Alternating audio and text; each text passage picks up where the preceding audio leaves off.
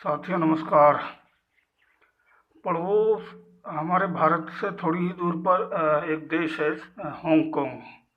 वहाँ पर चीन का प्रभुत्व है और वो उसको उसमें लोकतंत्र ख़त्म करके अपनी तानाशाही जो है पूरी तरह लागू करना चाहता है। चीन में जैसा कि सभी जानते हैं तानाशाही चल रही है। तो वहाँ का एक प्रमुख अखबार जो लोकतंत्र के अभियान को पूरा सहयोग कर रहा था, अगुवाई भी एक तरह से कर रहा था, उस अखबार को चीन की सरकार ने जो है बंद करवा दिया है। तो इससे जो है लोकतंत्र को बड़ा झटका पहुंचा है। तो उसी से संबंधित और वहाँ हांगकांग में चल रहे लोकतंत्र के समर्थन में अभियान के बारे में मैं एक बड़ी खबर आपके सामने जो है लेकर के आया हूँ। तो खबर को ध्यान से सुनिएगा। ये हमारे लिए भी बड़े महत्व की चीज़ है। हमारे देश में भी लोकतंत्र के खात्मे की वर्तमान मोदी सरकार पूरी कोशिशों में लगी है और पूरी तरह तानाशाही के रास्ते पर चलती हुई लग रही है। तो खबर है कि हांगकांग में लोकतंत्र के समर्थन में सहयोगी हांगकांग के प्रमुख दैनिक अखबार एप्पल डेली का प्रकाशन शुक्रवार से बंद हो गया है। उसकी मूल कंपनी ने बुधवार को यह घोषणा की। अखबार के 5 संपादकों और कार्यकारी अधिकारियों की गिरफ्तारी तथा अखबार से जुड़ी $23 लाख की संपत्ति की जब्ती के बाद यह फैसला लिया गया है।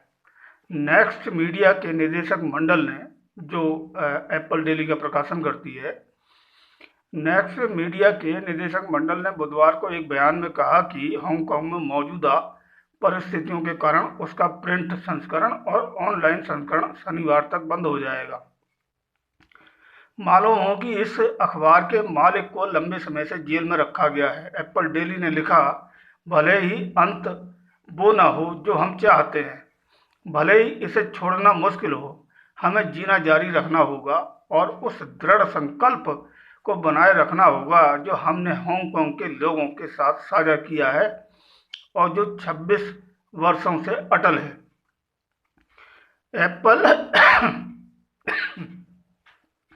एप्पल अखबार ऐसे समय में बंद हो रहा है जब प्राधिकारियों ने 2019 में सरकार विरोधी प्रदर्शनों के बाद असंतुष्टों पर कार्रवाई तेज कर दी थी।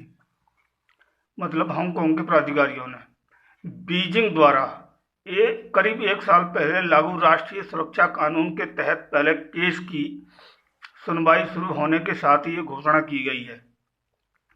5 संपादकों और कार्य अधिकारियों पर राष्ट्रीय सुरक्षा को खतरे में डालने का आरोप है। पुलिस ने साजिश के सबूत के तौर पर अखबार द्वारा प्रकाशित करीब 30 से अधिक लेखों का हवाला दिया है। एप्पल के निदेशक मंडल ने इस हफ्ते हांगकांग के सुरक्षा ब्यूरो को पत्र लिखकर उसकी कुछ निधि जारी करने का अनुरोध किया था ताकि कंपनी अपने कर्मचारियों को वेतन दे सके। इससे पहले पुलिस ने बुधवार को 55 वर्षीय एक व्यक्ति को गिरफ्तार किया। एप्पल डेली ने अज्ञात सूत्रों के हवाले से बताया कि इस व्यक्ति ने अखबार के लिए संपादकीय लिखे थे। एप्पल डेली के खिलाफ पुलिस की कार्रवाई की अमेरिका, यूरोपीय संघ और ब्रिटेन ने आलोचना की है और कहा कि हांगकांग तथा चीनी प्राधिकारी शहर की स्वतंत्रता को निशाना बना रहे हैं। हांगकांग के करीब 500 पुलिस अधिकारियों ने गुरुवार को अचानक लोकतंत्र समर्थक टेबलाइड और अखबार एप्पल डेली के दफ्तर में छापा मारने के लिए पहुंचे। इस दौरान भी पत्रकारों के कंप्यूटर और नोटबुक के जरिए छानबीन की गई। दिन की सुबह में पुलिस ने अखबार के 5 अधिकारियों को गिरफ्तार कर लिया। बाद में पत्रकारों के फोन और लैपटॉप सहित पत्रकारिता कंटेंट को भी जब्त करने के लिए कुछ पुलिस वाले वारंट के साथ एप्पल डेली के दफ्तर पहुंचे। कुछ अधिकारियों को न्यूज रूम में कंप्यूटर पर बैठे भी देखा गया।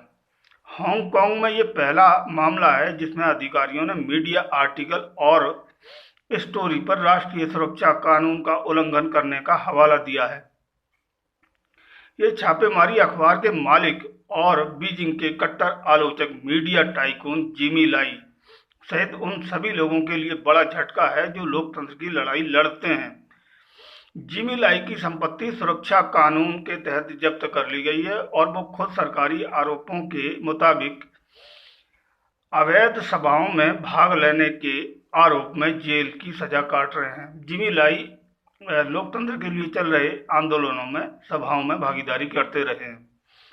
अमेरिकी विदेश विभाग के प्रवक्ता नेड प्राइस ने कहा, अमेरिका हांगकांग के अधिकारियों द्वारा स्वतंत्र मीडिया संगठनों को मनमाने ढंग से टारगेट करने के लिए राष्ट्रीय सुरक्षा कानून के गलत इस्तेमाल पर चिंतित है। उन्होंने आगे कहा, राष्ट्रीय सुरक्षा को खतरे में डालने के लिए किसी विदेशी या बाहरी तत्वों से मिली भगत के आरोप पूरी तरह से राजनीति से प्रेरित हैं। हांगकांग में मीडिया की स्वतंत्रता पर क्षेत्र के सुरक्षा सचिव जॉन ली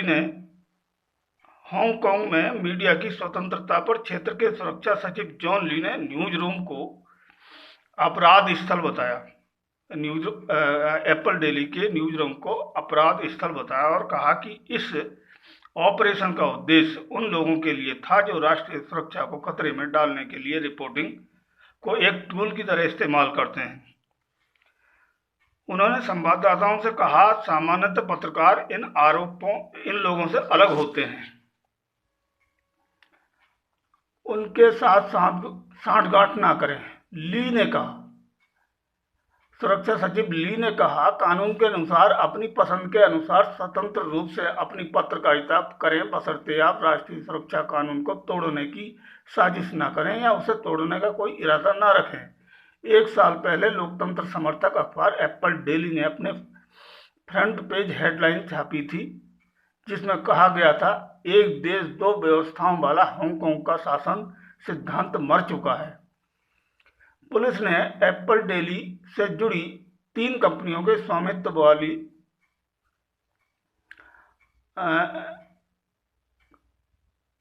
कंपनी की 2.32 मिलियन की संपत्ति को भी फ्रीज कर दिया है और कहा है कि छापे का उद्देश्य पूरी मीडिया उद्योग के लिए नहीं था।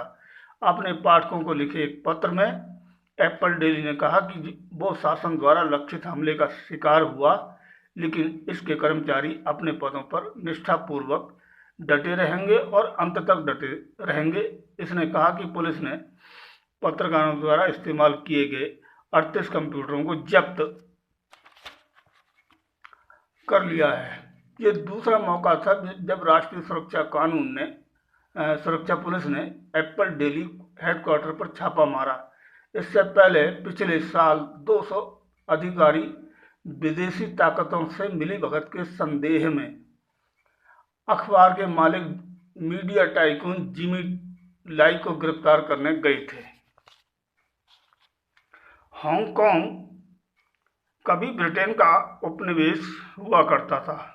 साल 1997 में ब्रिटेन ने एक देश और 2 प्रणाली समझौते के तहत इसे चीन को सुपुर्द किया। ये समझौता हांगकांग को वो आज़ादी और लोकतांत्रिक अधिकार देता है जो चीन के लोगों को हासिल नहीं है। मतलब हांगकांग में लोकतांत्रिक देश जैसी व्यवस्था है। जैसे कभी भारत ब्रिटेन का उपनिवेश हुआ करता था, इसी तरह हांगकांग भी ब्रिटेन का उपनिवेश था और इसे 1997 में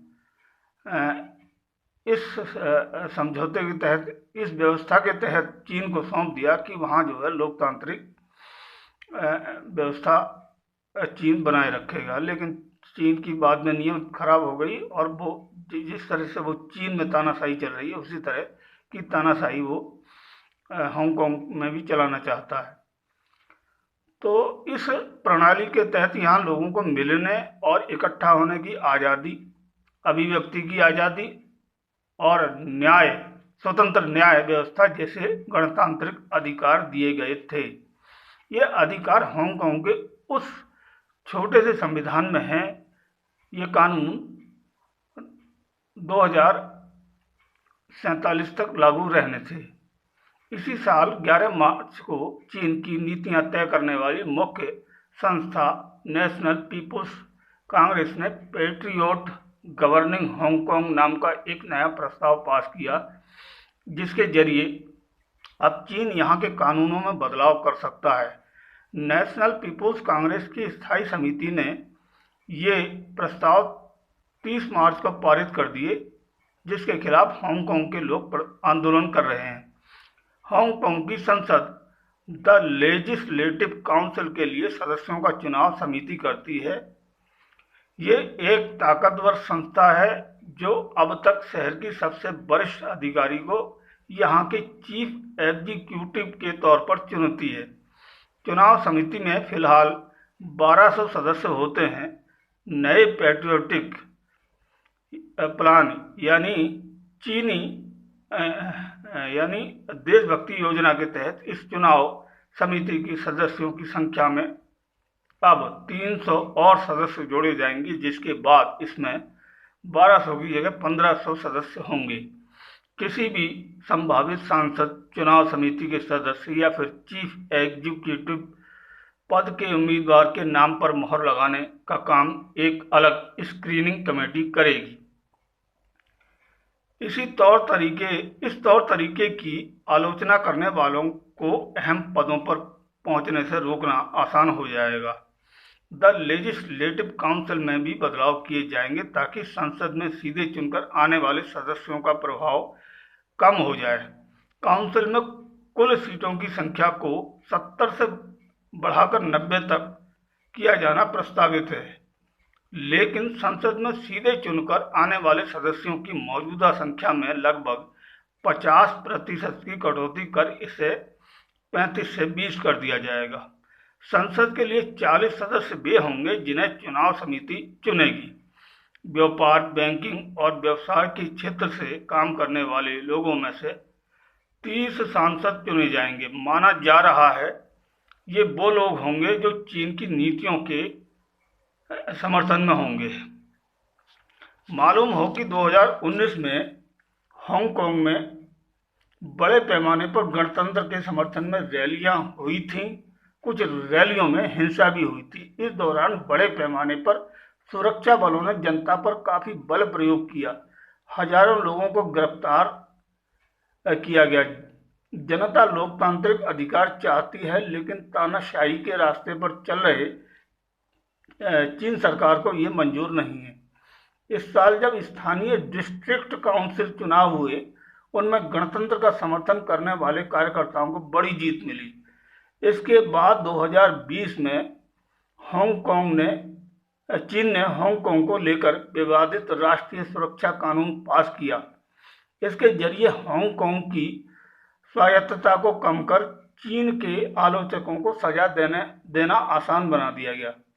इस कानून के तहत संबंध तोड़ने यानी चीन से अलग होने, केंद्रीय सरकार के शासन को न मानने या उसकी ताकत को कमजोर करने की कोशिश करने, आतंकवाद या लोगों के विरुद्ध हिंसा करने या फिर उन्हें डराने धमकाने और विदेशी ताकतों से सांठगांठ करने को अपराध की श्रेणी में रखा गया।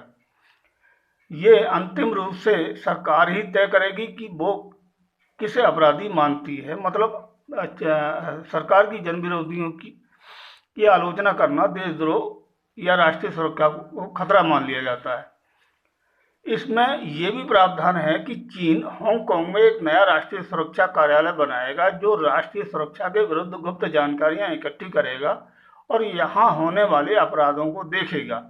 इस कानून के तहत दर्जनों कार्यकर्ताओं को गिरफ्तार भी किया गया है। मतलब सरकार से अलग राय रखने वाले लोग अगर आपस में ही बातचीत कर रहे हैं तो उन्हें भी राष्ट्रीय सुरक्षा के लिए खतरा मान लिया जाएगा। कुछ इस तरह की चीज़ें वहाँ हो रही हैं।